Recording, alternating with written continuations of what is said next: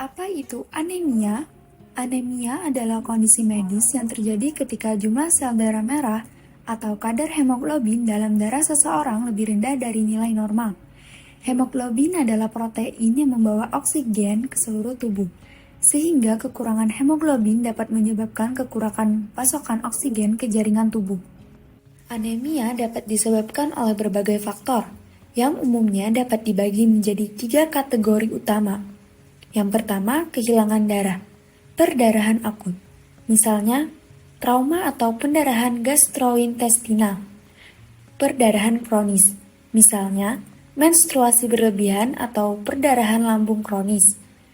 Yang kedua, penurunan produksi sel darah merah, kekurangan zat besi, vitamin B12 atau folat pada sumsum tulang, misalnya aplasia sumsum tulang, leukemia atau anemia aplastik, penyakit kronis, misalnya penyakit ginjal kronis, infeksi kronis atau penyakit inflamasi. Ketiga, kehancuran sel darah merah yang berlebihan atau hemolisis, penyakit genetik seperti talasemia atau anemia sel sabit, reaksi autoimun atau reaksi terhadap obat-obatan. Anemia dapat terjadi jika tubuh tidak dapat memproduksi sel darah merah yang cukup atau jika sel darah merah dihancurkan lebih cepat daripada yang bisa diproduksi.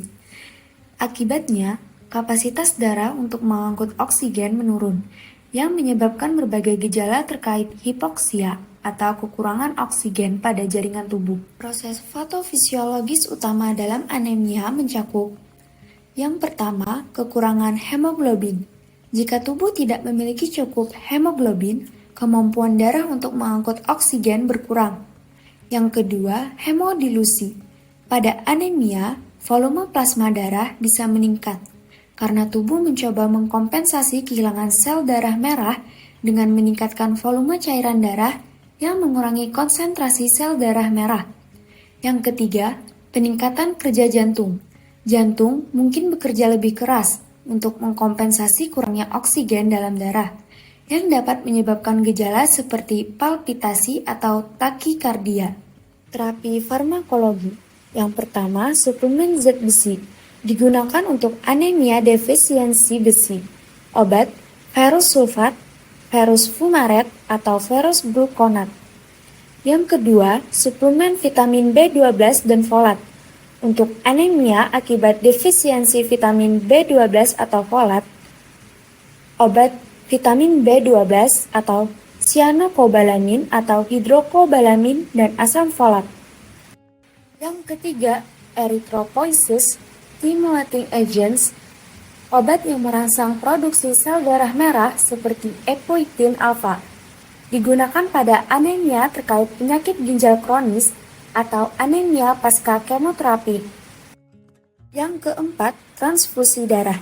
Untuk anemia berat atau anemia yang disebabkan oleh perdarahan akut. Yang kelima, obat untuk mengatasi hemolisis.